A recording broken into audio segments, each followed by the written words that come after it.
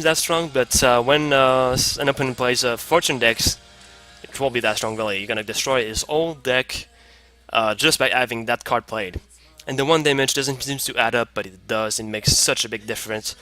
If you have, I think it's 16 wild cards, after a Tropos, try to hit that as soon as possible. It's definitely worth it. And this ongoing spell seems pretty good at first, but it takes basically 2 turns to kill all creature. So you get a card advantage, but it takes a while, so you gotta play a lot of defensive stuff to make it happen. Not a super fan of it. I would definitely play Soul Laver or Shadow Mage over it, unfortunately.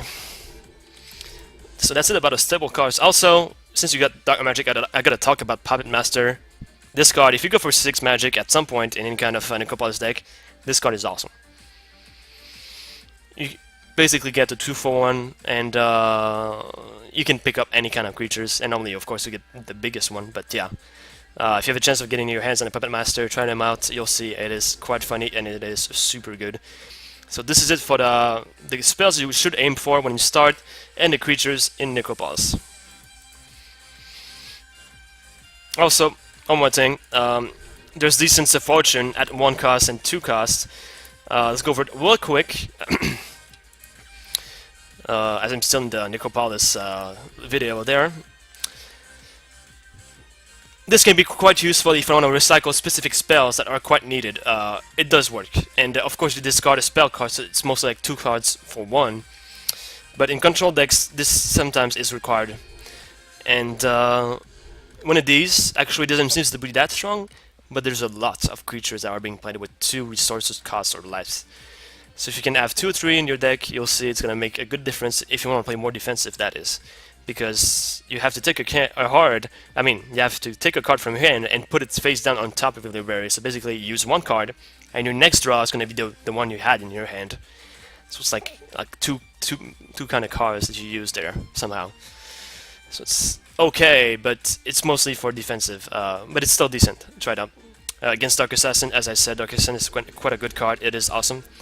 Also this one, Ares Lair, is probably the most reliable recycling creature ever. You can even recycle a Tropos. You can recycle anything with this. And of course you discard a creature card, but you don't need a requirement like, oh, if maybe the opponent has more creatures, then it works. This works all the time, so try it out. It's gonna work. So yeah, that's about it for the... One more thing, I have to talk about this. If you have a chance, if you go for more fortune with your Seria there, Serious Legion, it is super fun to play. I don't think it costs too much as well in wild cards, and the ability is super amazing because not only do you recycle, not recycle, you get back a card from your graveyard for free, but you also search for your library for up to 3 other cards.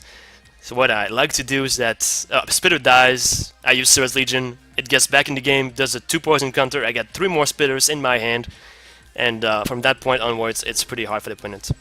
So of course you got a lot of other cards, guys, so it's really up to you to try them out, but that is the stable cards, and that is the card that's going to help you get the backbone of your decks and make it happen. So that's it for Necropolis. Cheers.